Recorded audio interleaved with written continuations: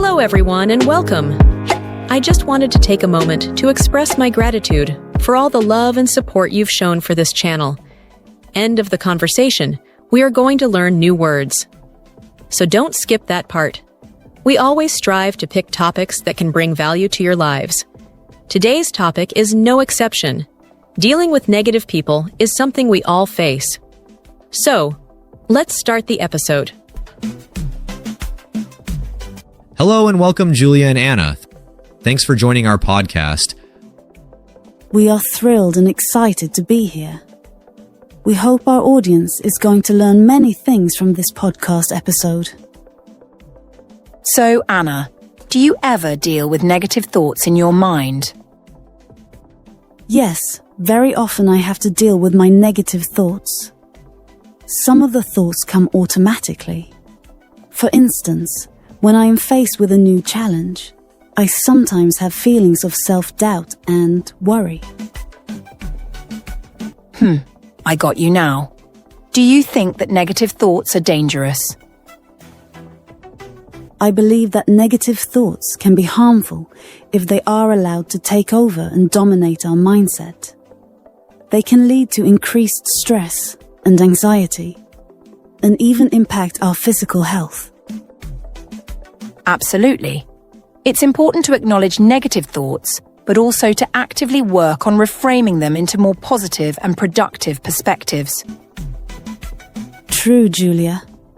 A lot of people don't even realize when they're stuck in negative thinking. It's hard to recognize it, let alone change it. Well, I'm curious. What exactly are considered negative thoughts? That's a good question, Marco. Negative thoughts can be any thoughts that make you feel bad, insecure, or doubtful. They can include thoughts of fear, self-doubt, criticism, and pessimism. You are right, Anna. Negative thoughts are usually the ones that make you feel bad about yourself or your situation. They can be self-critical, like thinking, I'm not good enough, or I always mess things up. Sometimes they involve worrying too much about the future or feeling hopeless. Well said, Julia. I think these thoughts often limit your confidence and stop you from taking action.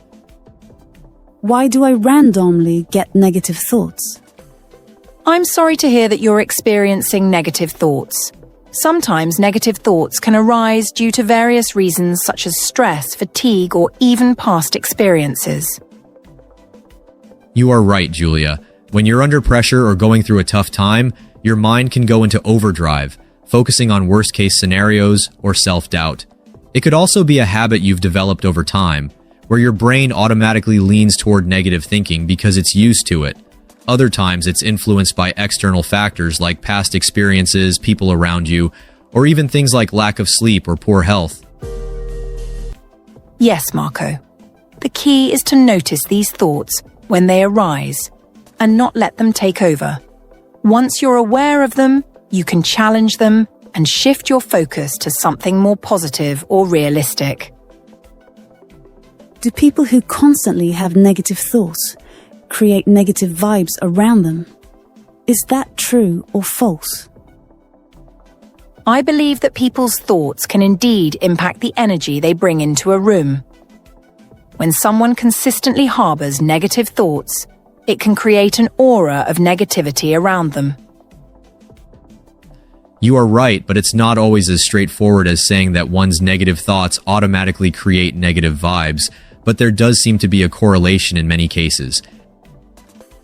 Well, Marco, do you know, what is a pessimistic person like? Yes, a pessimistic person tends to always expect the worst outcome in any situation. They often have a negative outlook and anticipate unfavorable events. This mindset can lead to feelings of hopelessness and anxiety. Absolutely right. Hey, Anna, is a pessimist a bad person? That's a tough question. I wouldn't necessarily say that a pessimist is a bad person. Being a pessimist just means that someone tends to focus on the negatives or expects the worst outcome. It's more about their perspective rather than their character. Why do we stay stuck on negative thinking and limited mindsets so much? That's a great question, Marco. I think we stay stuck on negative thinking and limited mindsets for several reasons.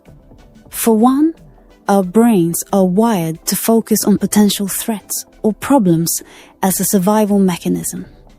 This negativity bias means we often dwell on what's wrong instead of what's right. Plus, if we've had negative experiences in the past, those memories can create mental patterns that are hard to break. It's like we're used to thinking in a certain way, and it becomes a habit.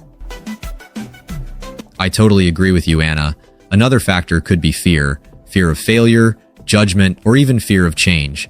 Sometimes staying in a negative mindset feels safer because we're avoiding the risk of trying something new or stepping out of our comfort zone.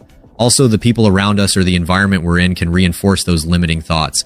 If you're surrounded by negativity or people who don't believe in possibilities, it's easy to stay stuck in that mindset. The good news is, with effort, we can unlearn these patterns and shift to more positive, open thinking. Do negative thoughts affect health? Yes, of course. Poorly managed negative emotions are not good for your health. Negative attitudes and feelings of helplessness and hopelessness can create chronic stress, which upsets the body's hormone balance, depletes the brain chemicals required for happiness, and damages the immune system. Chronic stress? Are you sure? It sounds dangerous. Yes, it's even more dangerous than we often realize. Science has now identified that stress shortens our telomeres, the end caps of our DNA strands, which causes us to age more quickly. But how does it cause aging more quickly? Can you explain? Well, I can explain a little. Telomeres are like protective caps at the ends of our DNA strands, and they naturally shorten as we age. But when we experience chronic stress, this process speeds up. Stress releases hormones like cortisol, which over time cause inflammation and cellular damage. This can accelerate the shortening of telomeres, leading to faster aging at the cellular level. Essentially, the more stress you're under, the more wear and tear your cells experience, making your body age quicker than it normally would. Not only does this affect your appearance, like wrinkles or gray hair, but it also impacts your internal organs and overall health. So, managing stress is crucial to staying healthy and slowing down the aging process.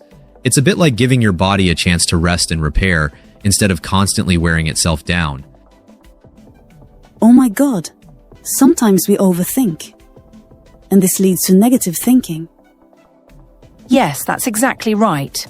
Overthinking, even if it starts out positively, can easily convert into negative thinking after a while. The negativity effect is the brain's tendency to be impacted more by negative events than positive ones. The brain registers, focuses, stores, and recalls negative events much more readily than positive ones. Overthinking makes it harder to focus on solutions or positive outcomes, leading to increased stress and negative thinking patterns. Now let's talk about how we can stop negative thinking and overthinking. Before I share any tips, I'd suggest taking a deep breath when you find yourself overthinking or caught in negative thoughts. It helps to calm your mind and regain focus. Okay, what's next? Try to stay at present. Don't think about the future or past. This is the best idea. If you are worried about anything, then write it down. Sounds great.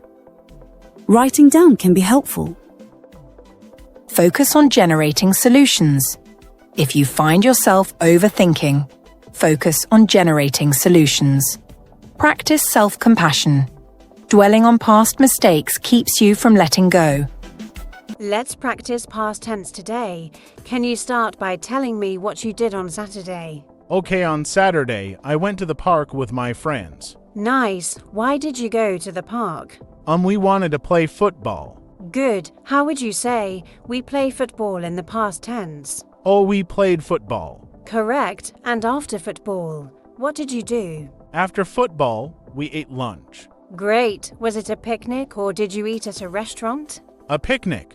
We brought sandwiches. Lovely. Did you make the sandwiches yourself? No, my mom made them. Ah, I see. What kind of sandwiches were they? Chicken and cheese. Sounds delicious. After lunch, what happened next? We walked around the park. Excellent. Did you see anything interesting? Yes, we saw ducks in the pond. How would you say that in the past tense? We saw ducks. Perfect. Did you take any pictures of the ducks? Yes, we took a lot of pictures. Great use of the past tense. Were the pictures good? Some were good, some not so good. That's normal. Did you do anything else at the park? We sat on the grass and talked. Wonderful. What did you talk about? Just random things. That's fine. Did you enjoy your day at the park? Yes, I really enjoyed it. That sounds like a fun day. Now, let's practice asking questions. How would you ask your friend about their weekend? What did you do on the weekend? Perfect. And if they said, I went shopping, how would you continue the conversation? I'd say, where did you go shopping? Excellent. Now, imagine they answered, I went to the mall. What could you ask next? What did you buy? Exactly. You're doing so well. Now, let's switch. I'll ask you a question. Ready? Ready? What was your favorite part of the day at the park? I think playing football was my favorite part. Great answer. Why was it your favorite? Because it was so much fun and I scored 2 goals. Wow, 2 goals. That's impressive. Did your team win? Yes, we won.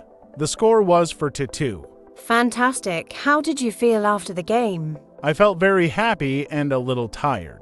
Good use of felt. What did you do to relax after the game? I sat in the shade and drank some water. Nice. Did your friends enjoy the game too? Yes, they all enjoyed it. Wonderful. Now, let's talk about the pictures you took.